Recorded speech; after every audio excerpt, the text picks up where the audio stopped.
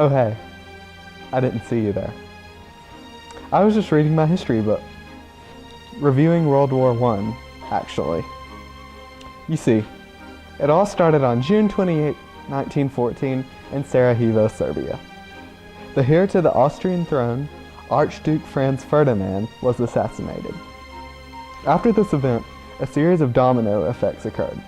The Austro-Hungarian government blamed Serbia for their heir to the throne's death.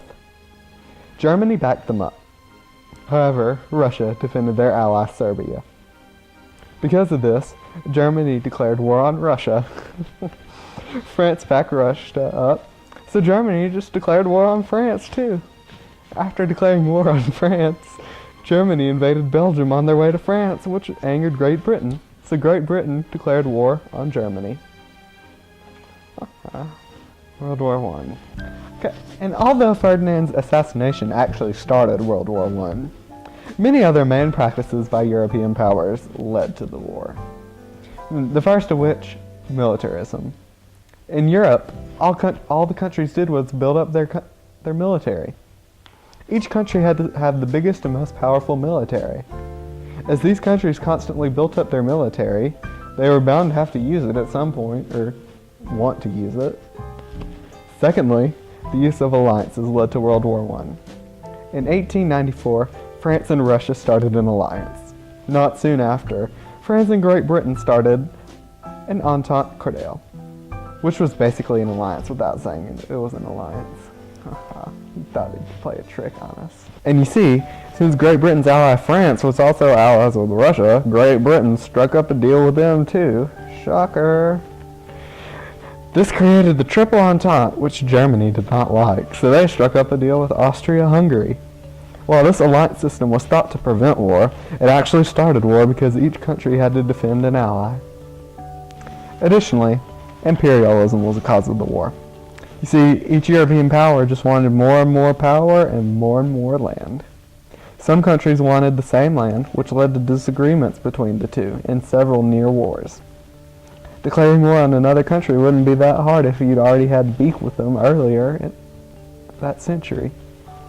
And lastly, nationalism was a cause to World War I.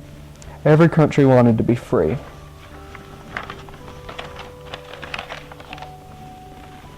Sorry, just got to turn the page in the book here. Every country wanted to be free, as I was saying. Smaller countries, like Serbia, were tired of being overruled by countries like Austria-Hungary.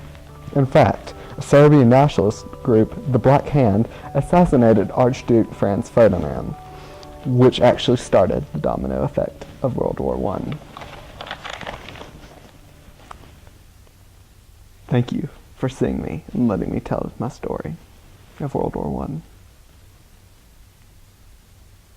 God bless America.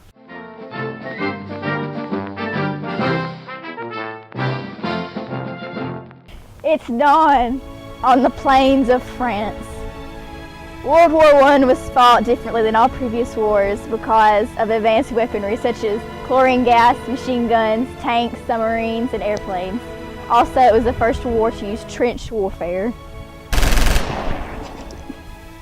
The U.S. tried to stay out of World War I because it had nothing to gain from getting in a war at this time. Also, America was physically separated from Europe, and with the wide range of ethnicity, it was hard to pick a side.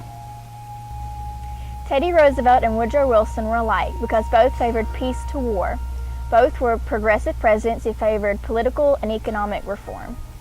Also, that both were imperialistic at some times.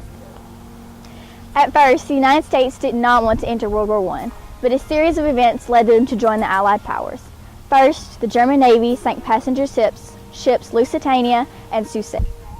Also, the German Foreign Secretary Arthur Zimmermann sent the Zimmermann Note to Mexico threatening the United States. The Zimmermann Note was a telegram written by Arthur Zimmermann. In this telegram, Germany was offering substantial financial aid to Mexico. Also, they promised to return lost territories New Mexico, Arizona, and Texas if Mexico promised to join them and rebel against the United States. The U.S. played a part in changing the war with supply of fresh American soldiers joining the fight. Also, the U.S. made major contributions in terms of supplies such as food, fuel, and money. Because of the U.S. entering the war, industry boomed. New technologies were developed to help manufacturers meet needs. Because of this rise in industry, employment levels skyrocketed. Women now had opportunities to work jobs previously unavailable to them. World War I largely increased the U.S.'s view of women and helped them achieve their right to vote. World War I opened many job opportunities for African Americans. Many African Americans moved to cities to find jobs. World War I led Congress to pass the 18th and 19th Amendments. These laws allowed women the right to vote and banned the sale and transportation of alcohol.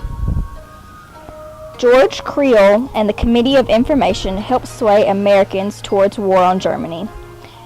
It persuaded men to enlist for the army using propaganda. We are the American dream!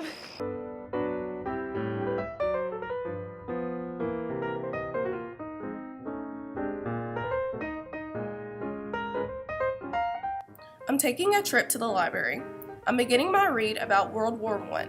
During the war, industry boomed. One industry in particular that increased was the aircraft industry. Also, our government created rations in which they produced less food and household items and produced more weapons and supplies for the war. Women in this time, if not enlisted in the military, had the opportunity to be employed in heavy industry and other jobs that could be considered a man's job. Some of the jobs were railroad workers, truck drivers, and crane operators. Rosie the Riveter was a main image for women during this time. About 700,000 African Americans served in the war. The Tuskegee Airmen are the most renowned of blacks for their service in the air. Even though blacks served their country during the war, it still was strictly segregated. As I continue to read, I'm reading about George Creel and the Committee of Public Information. Their role in the war was to create propaganda. One of the works they created was The Beast of Berlin. This was about the German Huns. Wow, I enjoyed this read. Let's go back to history class and be taught by the master, Libby Renn.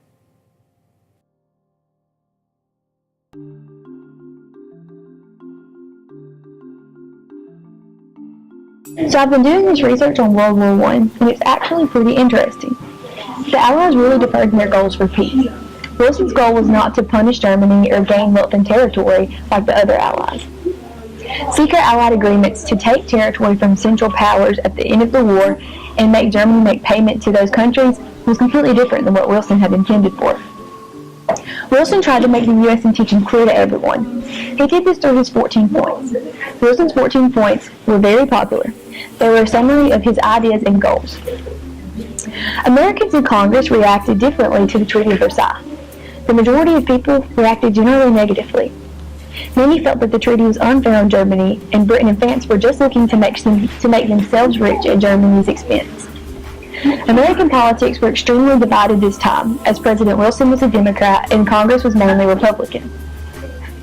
There was little agreement, and the Republicans used this division as an excuse to criticize Wilson. Americans were uneasy about Wilson's plan for the League of Nations. As you can see, here's a photo from post-World War I.